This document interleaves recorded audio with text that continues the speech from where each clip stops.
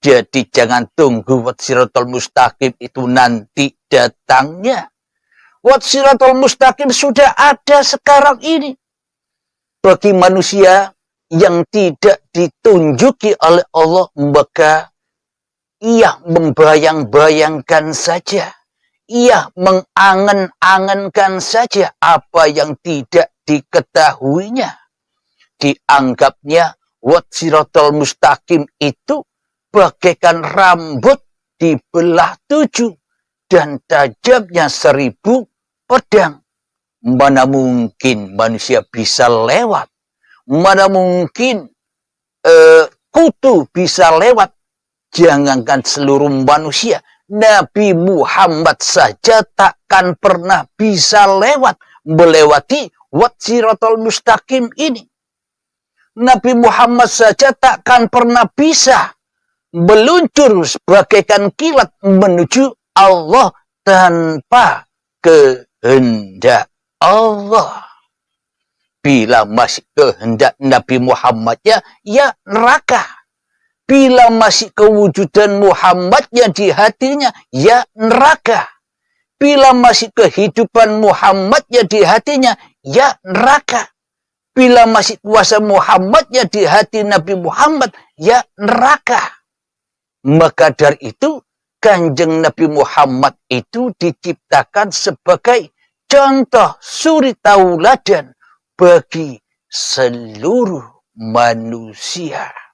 Siapapun Anda, apapun agama Anda, apapun aliran dan golongan Anda, tak peduli. Pokoknya hamba-hamba Allah. Pokoknya yang diciptakan Allah, yakni seluruh manusia itulah ciptaan Allah. Lalu jangan bangga kita dengan agama yang kita peluk. Bila di dalam agama kita yang kita peluk, kita perlakuannya masih mensekutukan Allah. Apapun derajat keistimewaan agama kita, bila hati kita tidak bertuhan, bila tiada Tuhan di hati kita kecuali diri kita sendiri, bila tiada Tuhan di hati kita kecuali hawa nafsu kita sendiri, semua itu ya bukan agama, melainkan agamanya iblis dan setan saja, apapun agamanya. Inna dina indallahil Islam. Sesungguhnya agama di sisiku adalah ketika hatimu pulang dari pengembaraanmu di muka bumi ini. Ketika domba-domba yang tersesat ini kembali kepada pemeliharaannya. Diilustrasikan kebanyakan kisah-kisah para nabi, kisah-kisah para rasul itu mengembala domba. Apa maksud dan tujuan ilustrasi yang diceritakan di dalam Al-Quran itu? Kebanyakan para nabi, para rasul itu menggembala domba. Karena mereka, beliau-beliau, para nabi dan para rasul sudah bisa menggembalakan hawa nafsunya, bisa menjaga hawa nafsunya hingga tidak menjadi Tuhan lagi di hatinya. Jadi gembalaannya, jadi dombanya tidak tersesat, tidak lepas dari pemeliharanya. Jadi tariklah domba-domba yang tersesat ini. Siapakah domba-domba yang tersesat ini selama ini? Ya diri kita sendiri ini loh domba. Di dalam Al-Quran, barang siapa yang memperturutkan hawa nafsunya di hatinya, maka derajatnya di sisiku tak lebih rendah daripada hayawan. Berarti yang dimaksud domba yang tersesat itu ya awake dewe.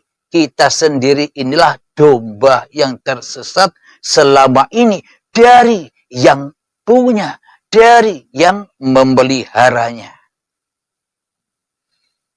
Alhamdulillahirrabbilalamin. Mari kita bersama-sama mengkaji, membongkar rahasia bagaimana caranya agar hati ini bisa sampai seperti kilat melewati siratal mustaqim. Langsung menuju Allah kapan? Sekarang, bukan nanti. Jadi saking sulitnya memahami tentang babakan ketuhanan ini, saking sulitnya mencari Tuhan, saking sulitnya bertemu Tuhan, saking sulitnya menghadap Tuhan, hingga diibaratkan rambut dibelah 7 dan tajamnya 1000 pedang. Mana mungkin manusia biasa sampai kepada Allah? Kutu pun tak bisa bila rambut masih dibelah 7. Itulah yang dimaksud selama ini kita selalu jatuh dan jatuh ke lembah neraka jahanam ketika kita melewati siratal mustaqim itu. Apa maknanya? Ketika kita duduk, kita jatuh kepada hawa nafsu kita yang merasa bisa duduk. Ketika kita berdiri, kita jatuh tersungkur di dalam jahanamnya hawa nafsu kita sendiri yang merasa bisa berdiri.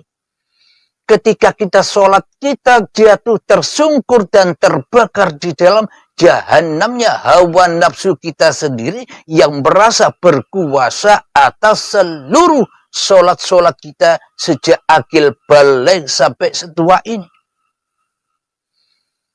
Kita melewati jatuh, terpeleset dan jatuh kepada neraka jahanam dan dibakar di dalamnya ketika kita beribadah yang mana di dalamnya masih teraplikasi li nafsi.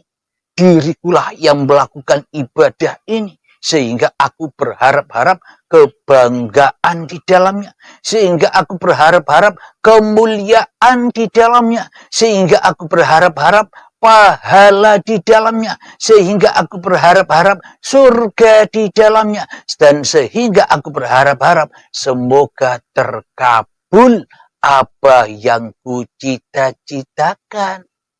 Ini kan jalan kita selama ini, kita terpreset ke situ.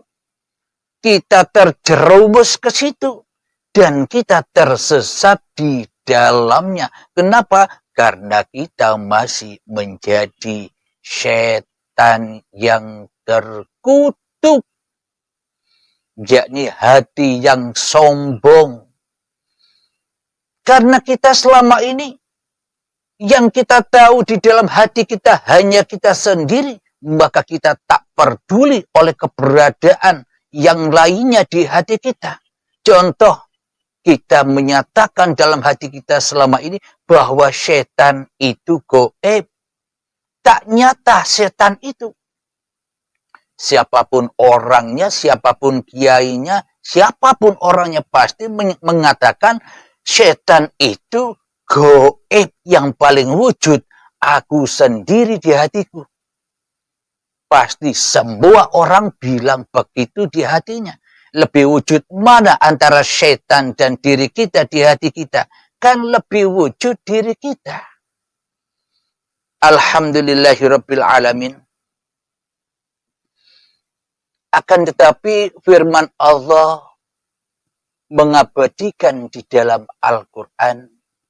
Inna syaitana lakum aduwwum mubin. Sesungguhnya setan itu adalah musuh yang nyata bagimu.